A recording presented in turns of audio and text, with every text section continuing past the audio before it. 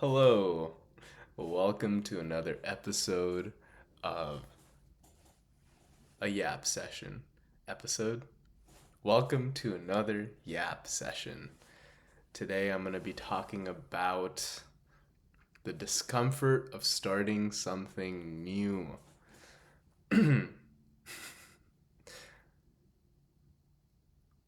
feel like starting new things has this, just for me, every time I start something new, I have this thing I go into which I call the UGG field, which I took from Sarah McMahon. Um, I'll link a podcast I did with her in the description.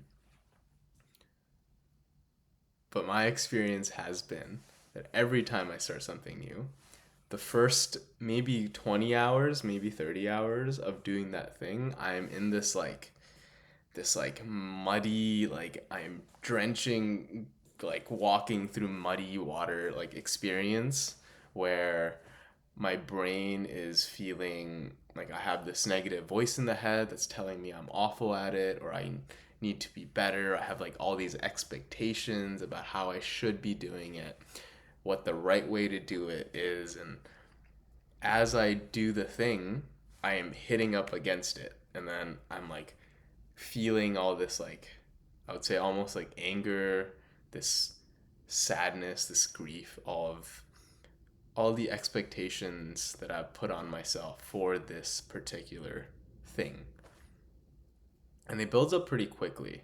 So, an example is I've been playing the handpan recently and learning music theory and music composition and all of that. And I'm realizing that a part of me puts the ability to make good music on a pedestal. So, and if I'm putting it on a pedestal, I'm putting it in a way as something that I can't do, something that I have no connection with. And because I don't have connection with making good music, in the act of learning how to make good music, I am feeling through the shame and the disgust and the grief. Disgust being like something was put in me, this idea that I am not capable of making good music was put in me and it's not serving me and it feels disgusting. It's almost like I need to feel through the disgust, through this like limiting belief before I'm able to actually walk up and be in connection with myself as I make good music. So I'm learning music theory and I just feel like shit. Like the voice in my head is like, you can't do this. This is awful. You're not capable of making good music. Blah, blah, blah, blah, blah. And like, I just have to sit there and like listen to it and meet it with love, meet it with the connection that it needs for it to pass and get to a place where I can make music, lovely music, good music, beautiful music from a place of connection without disconnecting from myself, without having it as something special that only special people can do. Making good music becomes a part of me, becomes something that's ordinary in my experience. And what I've noticed is like for anything at all that I put on a pedestal, anything where there's not this clean sense of connection with the thing, in the act of starting it, in the act of doing it, I first have to walk through this UGG field of disconnection and connect with myself through the uggy, disgusting, griefy, angry feelings that are there that make this thing separate from me before I can get to a place where I can do the thing and feel connected with myself, feel like it's an ordinary thing, not something special that's away from me, but something I am capable of, something that I get to do.